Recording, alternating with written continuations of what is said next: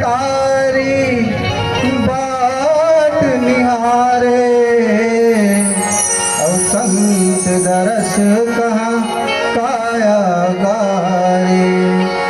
रानी प्रीति बहुत हम जाना, और तिहि मार्ग कह कीन बयाना। हे धर्मराज जी,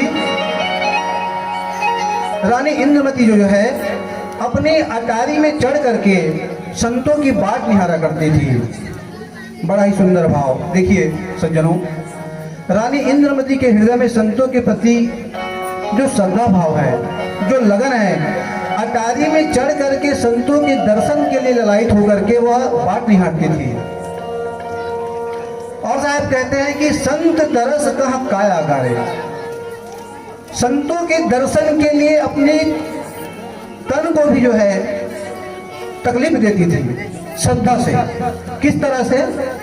रानी ने एक संकल्प किया हुआ था कि जब तक उन्हें किसी साधु संत की दर्शन ना हो जाए तब तक वह भोजन नहीं पाती थी।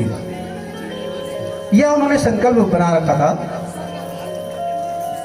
इसलिए साहब कहते हैं कि संत दरस कह काया गारे। संतों के दर्शन के प्रति इतनी लगन। सज्जनों, आज का जो समय है, हम आप सबका जो समय है, ये श्रद्धा बढ़ाने के लिए एक प्रेरणा है संतों के प्रति, सद्गुरु के प्रति, अपने गुरुजनों के प्रति किस तरह से श्रद्धा हमें अपने हृदय में रखनी चाहिए। संत दरस कहाँ काया गारे। संतों के दर्शन के लिए, संतों का जो दर्शन है वो इतना गुणकारी है, इतना लाभदायक है कि साहब ने बड़ी महिमा कही। हम आप सबको समझाने के लिए, संतों के प्रति श्रद्धा बढ़ाने के लिए, जीव उद्धार के लिए,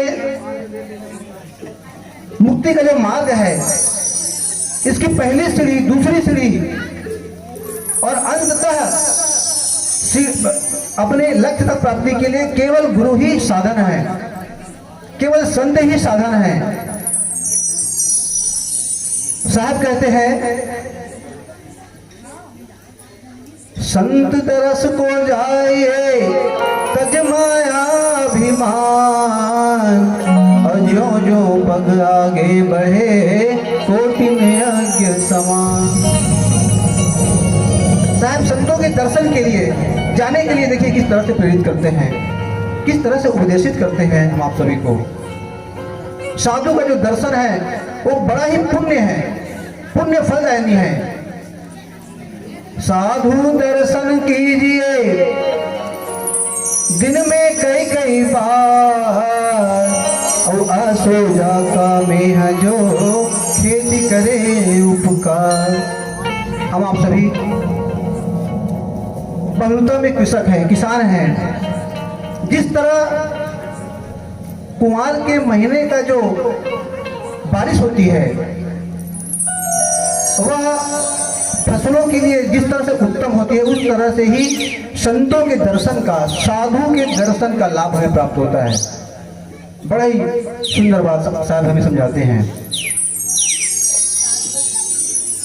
संतों का दर्शन के प्रति हमारा लगाव लगाने के लिए, हमारी श्रद्धा बढ़ाने के लिए साहब हमें भांति भांति प्रकार से समझाते हैं। और वास्तविक में सज्जनों, संतों का जो दर्शन है वह बहुत ही पुण्य फलदायक है। एक बार की बात है, एक सज्जन जो है संतों के प्रति बड़े ही श्रद्धा भाव रखते थे। उनकी दिली इच्छा थी कि वह भी जो है संतों का सानिध्य प्राप्त करके साधु और संतों की राह पर चले। किंतु सांसारिक व्यवहारिक नाते रिश्ते के कारण उनके जो माता पिता है वो काफी चिंतित थे कि हमारा जो यह लड़का है वो कहीं साधु बन के ना निकल जाए। तो अंत समय सबका आता है। इस तरह से ही उस सज्जन का माता जी का अंत समय समीप था। तभी माता जी ने अपनी चिंता व्यक्त करते हुए अपने पुत्र से कहा कि बेटा जैसा तुमने अपनी इच्छा जाहिर करी थी कर लेना, लेकिन साधु और संतों के दर्शन के पुण्य का क्या लाभ है ये पता जरूर करना। तो वह जो सज्जन है अपने माता जी को वचन देते हैं कि मैं ठीक है माता जी, आपके वचनानुसार मैं इस बात की दृढ़ता से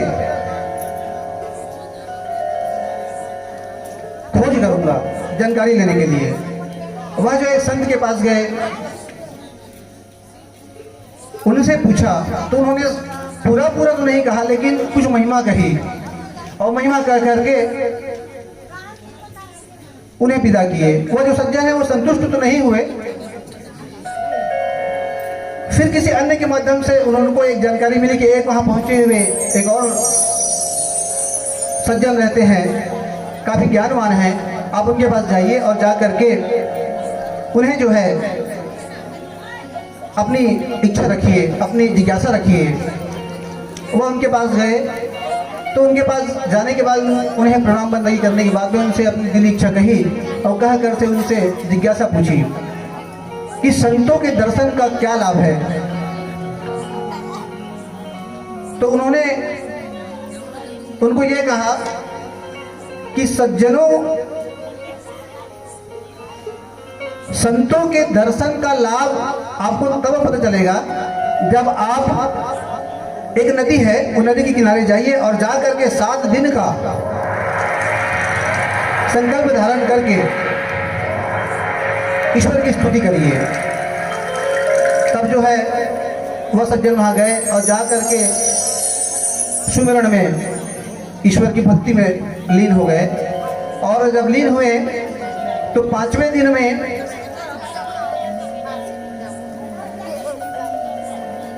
उन्हें एक संत का दर्शन हुआ। उन्होंने कहा, कहिए आपकी क्या जिज्ञासा है। तो उन्होंने अपनी मन की बात कही कि हे संत जी, मुझे संतों के दर्शन के क्या लाभ है ये जानने की जिज्ञासा है। तो उनके साथ में एक उनका शिष्य भी था। तो उन संत ने उन्हें अपने शिष्य को इशारा करते हुए कहा कि उनकी पोटली में 3 फल रखे हुए थे। उन्होंने कहा कि ये फल को उन्हें दे दो।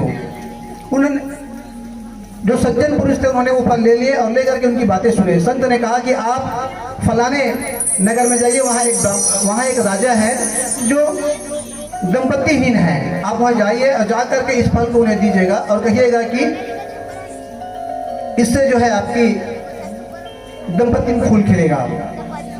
वह सज्जन जो है संत को प्रणाम बंदगी करके वहां से चले और राजा के पास गए।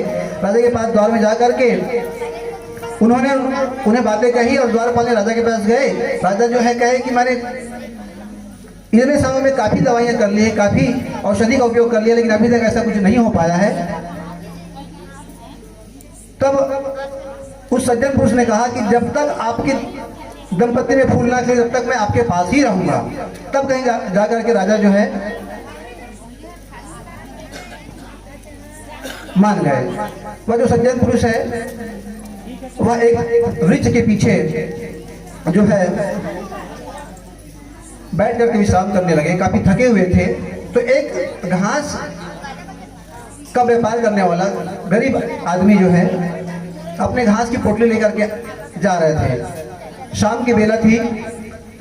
तो उस घसियारे ने कहा कि शाम काफी हो गई है संत जी, तो मैं क्या यहाँ विश्राम कर सकता हूँ आपके पास। उन्होंने कहा ठीक है, विश्राम कर लो। वह जो घसियारा है वह उस सज्जन पुरुष का, उस संत पुरुष का पैर दबाने लगे। रात काफी हो चुकी थी। वह जो संत पुरुष है जो सज्जनता से भरे हुए थे, वह जो है जब सो गए तो आधी रात को वह जो घसियारा है वह घसियारा भी जो है सो गया। 10 महीने के बाद में राजा के घर में यहाँ कुछ खबरी आई तो राजा बड़ा प्रफुल्लित हुआ। वह जो संत पुरुष है उन्होंने राजा के पास एक बात रखी थी कि जब आपके घर में शिशु आएगा तो सबसे पहले उसे नहला धुला करके आप मेरे पास लाइएगा, मुझे उनसे कुछ बातें करनी है। तो वचन के अनुसार उस राजा ने आदेश दिया कि उन्हें जो है उस संत सज्जन के पास लाया जाए। जैसे ही वो बच्चा संत के पास लाया गया और ला करके रखा गया तो ईश्वर की स्तुति करने लग गए।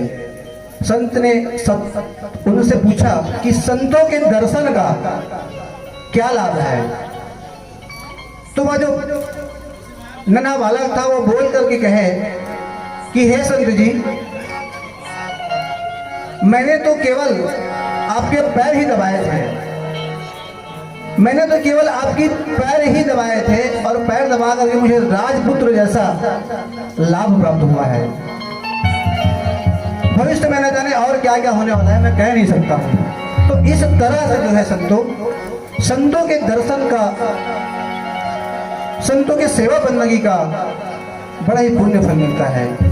इस तरह से रानी जो है अपनी अटारी में बाट निहार करके संतों के दर्शन के लिए अपनी काया को तकलीफ दे रहे हैं और सद्गुरु कबीर साहब जी जो है रानी इंद्रवती के प्रेम भाव को देख करके उसी राह से गुजर रहे हैं और गुजरने के बाद क्या कह रहे हैं, आइए भजन के बाद जो है आनंद लेते हैं। बोलिए सद्गुरुदेव की जय।